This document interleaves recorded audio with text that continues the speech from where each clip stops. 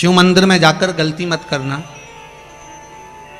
कोई भी सामग्री आप भगवान शंकर को अगर समर्पित कर रहे हैं, जैसे केला ले गए, पपीता ले गए, या कोई आप खाने का सामान ले गए, या आप कोई वस्तु या दिया बत्ती ले गए, कभी भी ध्यान रखना, मतलब दुख सुख मनुष्य के जीवन में कभी भी किसी जगह हर पल हर घड़ी हर क्षण कहीं पर भी आ सकता है। कोई जरूरी नहीं है जब भगवान राम वापिस वनवास से लौट कर आए और मेरे राघव जी जब वन लौट कर आए, तब माता कौशल्या जी ने कहा, हे भरत, शत्रुघ्न, उर्मिला, मांडवी, शुतकीर्ति, जाओ जरा ऐसा प्रयास करो, जाओ जाकर भगवान राम लौट कर वन से आए, जिसको जो मांगना है मांग लो। आज मेरा राम राजा बनकर बैठा है, जिसको जो मांगना है मांगो। भरत जी ने मांगा, भैया मुझे कुछ नहीं चाहिए, मेरे को तो आपके चरणों का राज चाहिए। भरत जी ने चरणारविंद मांग लिए।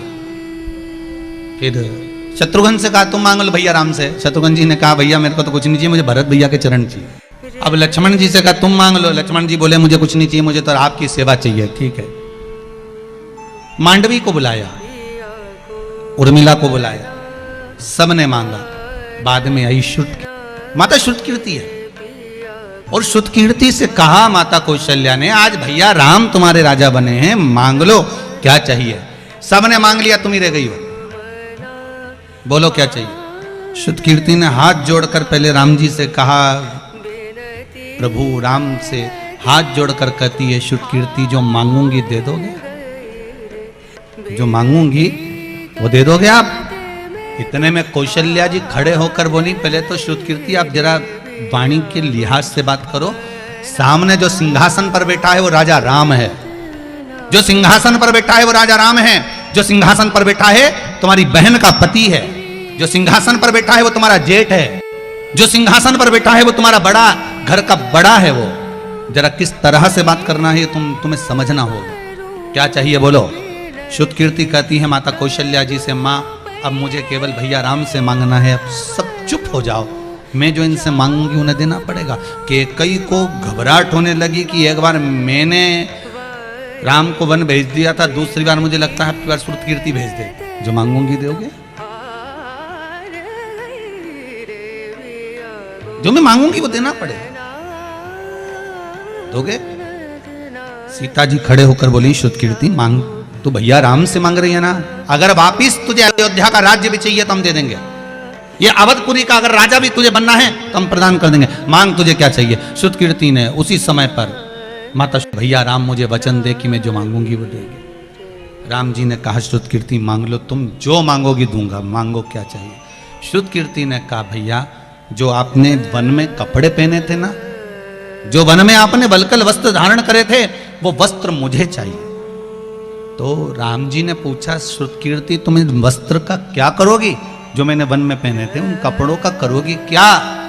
श्रुतकीर्ति कहती हैं, भैया जो कल राजा बनने वाला था, एक रात में सत्ता पलट गई और वो वन वन डोलता फिरा, तो जीवन का क्या भरोसा है, कब किसको कौन से कपड़े पहनने पड़ जाएं, इसलिए वो कपड़े में संभाल कर रखना चाहिए। जलाधारी कई बार कहा है आपको, आज फिर कहते हैं, शिव मंदिर में जाकर गलती मत करना। कोई भी सामग्री आप भगवान शंकर को अगर समर्पित कर रहे हैं, जैसे केला ले गए, पपीता ले गए, या कोई आप खाने का सामान ले गए, या आप कोई वस्तु या दिया बत्ती ले गए, कभी भी ध्यान रखना, जलाधारी के ऊपर वो केला या फल या सेव फल या नारियल या जो भी सामान है वो जलाधारी पर कभी मत रखना। क्यों? जलाधारी पर अगर हम कोई फल वगैरह वस्तु रखते हैं तो हमारे ऊपर भार बनता है। भार मतलब जैसे कोई कार्य करने के लिए जा रहे हो और वो कार्य अटक जाए, वो होगा नहीं, मतलब समझ लेना कि तुमने जरूर जलाधारी पर कहीं केला रख दिया होगा, कोई फल रख दिया होगा, कोई सामान रख दिया होगा। जलाधारी पर केवल पूजन का सामग्री, आप स्नान करा रहे हो जलाधारी पर डालिए, आप कुंकू लगा रहे हो, चंदन लगा रहे हो, अबीर लगा रहे हो, गुलाल लगा रहे हो, आप जलाधारी पर लगाइए। फूल चढ़ा रहे हो, बेलपत्री चढ़ा रहे हो, आप जलाधारी पर लगाइए। शिव पर चढ़ाओ, बाकी के माँ जगतजननी का जो स्थान है वहां चढ़ाओ। और एक बात और ध्यान रखना, जलाधारी पर भूल से भी कई माताएं दिया जलाकर रख देती है, समझ लेना वो अपने भाग्य पर अंधेरा करने के लिए उस दिए को लगा रही। बहुत बहुत गलत बात है। उसका वर्णन शिव महापुराण में बहुत, लिंग पुराण के अंतर्गत, नर्मदा पुराण के अंतर्गत और महाराज गर्ग संहिता के अंतर्गत बहुत सी चीजें ऐसी दी गई हैं जिसके स्कंद पुराण के अंतर्गत भी वर्णन आता है कि अगर नारी दिया लगाना है तो दूर रखे, वो जलाधारी जो है ना जिसमें पानी बहता है उसके ऊपर जला हुआ दिया मत रख देना। क्यों? कहते हैं उसके घर के बेटे बेटी बहू पोता पोती कभी भी उसे सुख प्रदान नहीं कर सकते। उसके घर में हमेशा क्लेश रहेगा, चिड़चिड़ प्रवृत्ति रहेगी, युद्ध लड़ाई झगड़ा ये सब पारिवारिक चलता रहेगा, या देवर जेठ जेठानी का भी झगड़ा चलता रहेगा, पर वो सुख का भान नहीं कर सकती। अगर दिया जलाधारी पर रख दिया तो, वैसे तो आप सब समझदार हो, आप लोग तो ये गलती नहीं कर सकते हो कि वो तो हम सियोर वालों के लिए कह रहे हैं। दिया रखना है दूर रखो, अगर आपको कोई वस्तु रखना है दूर रखो, केला रखना है, फल रखना है, कोई वस्तु अगर आपको रखना है तो आप थोड़ा सा दूरी बना कर रखें। हाँ, फूल चढ़ाना है आप चढ़ाओ, आप जल चढ़ाना है चढ़ाओ, बेलपत्र चढ़ाना है चढ़ाओ, आप अगर तगर चल आप जो भी सामान चढ़ाना चाहते हैं, आप कुंकू अबीर गुलाल आदि के वो चढ़ा रहे चढ़ाओ। पर कोई फल है, कोई मिठाई है, कोई सामग्री है, वो शिवलिंग से नारी जब बच्चे को जन्म देती है, प्रसव का जब समय होता है, नारी जब संतान को जन्म देती है, शंकर कहते हैं उस नारी के साथ में शिव और शक्ति दोनों उसके भीतर विराजमान होते हैं, इसलिए उसको धैर्य भी आता है और बल भी आता है। धैर्य और बल देने वाले मेरे शंकर हैं, धैर्य और बल प्रदान करने वाले शिव हैं।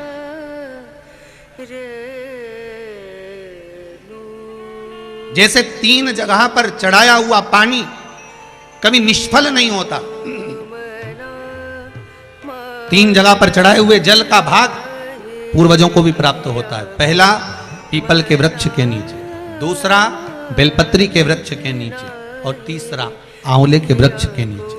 ये 3 जगह पर चढ़ाया हुआ पानी, अगर मान लो 16 श्राद्ध में, श्राद्ध पक्ष में हम तर्पण नहीं दे पाए, हम तर्पण नहीं कर पाए, हम जल नहीं दे पाए, हम पिंड नहीं दे पाए, हम ब्राह्मण भोज नहीं करा पाए, हम मान लो धूप नहीं दे पाए, तो महाराज 3 जगह पर चढ़ाया हुआ पानी आपने भूल से भी अगर चढ़ाया हुआ है पीपल के वृक्ष के नीचे, दूसरा बोलते जाओ बेलपत्री के वृक्ष के नीचे और तीसरा आंवले के वृक्ष के नीचे, ये 3 जगह पर अगर आपने जल चढ़ाया है तो आप अगर भूल से तिथि भी भूल गए, भोजन नहीं करा पाए, ब्राह्मण भोज नहीं करा पाए, तर्पण नहीं कर पाए, पिंड नहीं कर पाए, तो ये 3 जगह चढ़ाया हुआ जल हमारे पूर्वजों को श्राद्ध पक्ष में भी प्राप्त हो जाता है। आपका 3 जगह चढ़ाया। एक बात और आपको कहेंगे, अच्छी निकली है ये बात तो कहने में पीछे नहीं हटेंगे। 12 महीने शिवरात्रि आती है, स्मरण है आपको? अगर ध्यान नहीं हो ना तो कैलेंडर में लिखा रहता है मासिक शिवरात्रि, अगर उसमें छाट कर लिख लो और ऐसा गोला बना दो कि मासिक शिवरात्रि आई। आप व्रत करें ना करें, आप उपास करें ना करें, कोई हम ये नहीं कहेंगे कि करना जरूरी हो।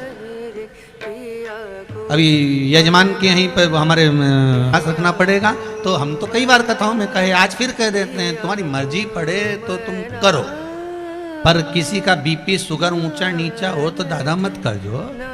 तुम तो कथा सुनो, तुम तो बढ़िया जोरदार एक से बढ़कर एक माल बनाओ ने, महाराज जी के भी खवाओ ने, तुम भी खाओ, तुम टेंशन वेंशन मत लियो, तुम तो बढ़िया जोरदार। जो यहाँ चले नहीं वो खरगोन में वो पुड़ा की रोटी, एक रोटी का 2 भाग जोरदार घी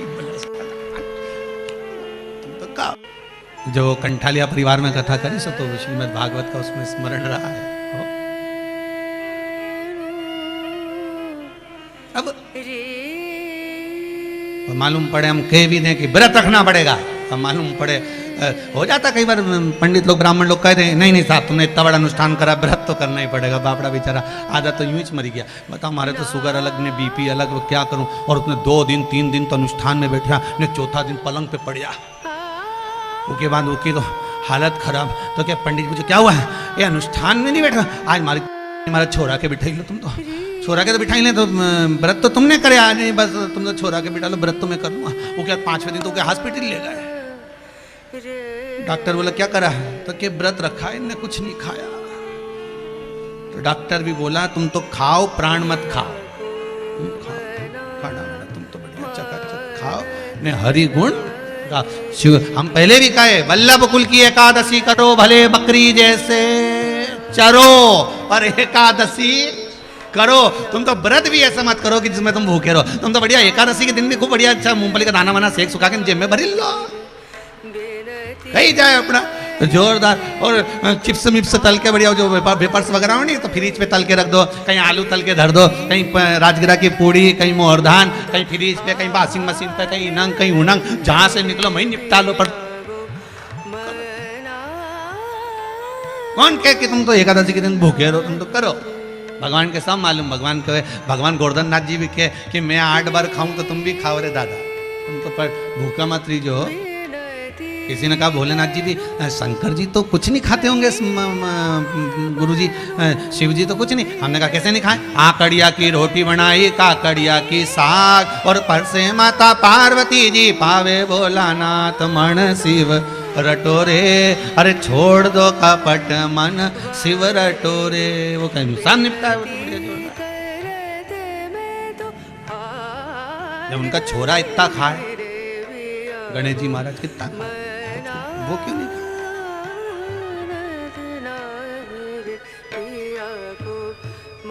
पिताजी अगर ठेले पे से आइसक्रीम लाते हैं घर बच्चों के लिए तो पहले वो ठेले पे निपटाते हैं बेटा, उसके बाद लाए हो, तुम टेंशन मत लीजिए। अब शिव कथा कह रही है, शंकर भगवान बोल रहे हैं मैं शक्ति के साथ में, शिव और शक्ति ये दोनों वहां विराजमान है, दोनों वहां विराजमान है। जिस समय पर नारी प्रसव की अवस्था में रहती है, बच्चे को जन्म देती है, शिव शक्ति स्वयं विराजमान हो जाती है।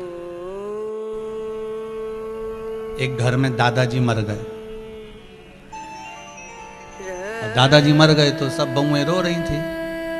दादाजी चले गए तो मोहल्ले के लोग आते हैं तो वो समझाते हैं, देखो ये तो भगवान के हाथ में है साहब, अब ये कौन रचा है, देखो अपने जीवन को थोड़ा सा धैर्य बांधो, अब मत रो। समझाते लोग, बोलो समझाते कि नहीं समझाते?